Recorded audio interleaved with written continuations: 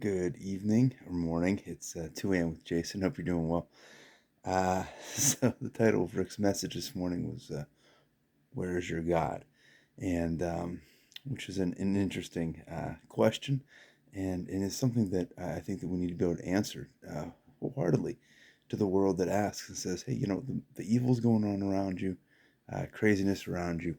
Where is God?" And and that being said, John. Uh, Balai was a professor at University of Edinburgh in England, and he would open his class, his theology class, with the statement that with most subjects that are taught, you're not talking to the person's face, um, you're because they're not here. But when it comes to God, I mean, He is everywhere, and so anything that we say here is to His face, and so we need to be willing um, and open and honest enough to be able to acknowledge that God is here. It reminded me of I think it was yesterday. Parks, maybe it was today. I'm pretty sure it was yesterday though. Parks said, "Hey, guess who's standing right beside me?" And we look over and we didn't see anyone. And he goes, "It's God." And guess who else? I said, "Jesus?" He said, "Yep, they're both right there." And it was an awesome moment for me as a dad to realize that he, as a son, was acknowledging that God's presence is here, is right here. And I said, "No." But of course, the question then becomes, so how can we live differently knowing that God is right there? Because that is really what the world wants to see. If God is here, then what does that mean? What does that mean for you when He's sitting beside you in the car and the traffic gets crazy?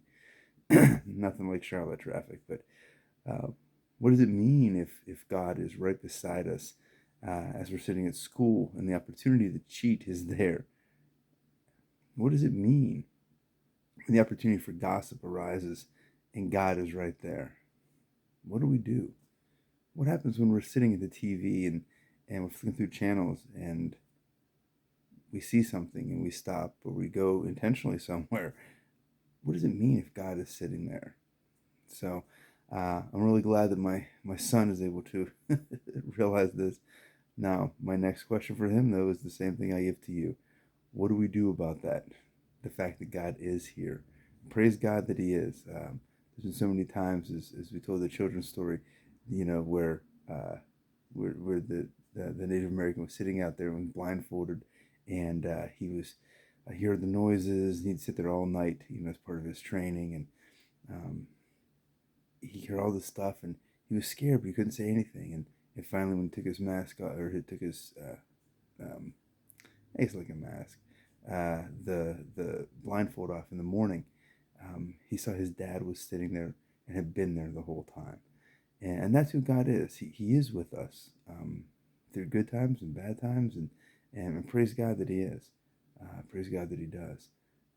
But we also need to live not just in those rough times in acknowledgement that He's there, but also on the daily where we are today. So, my challenge to you, and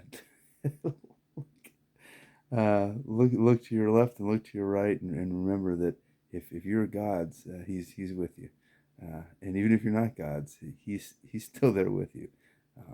So, till tomorrow.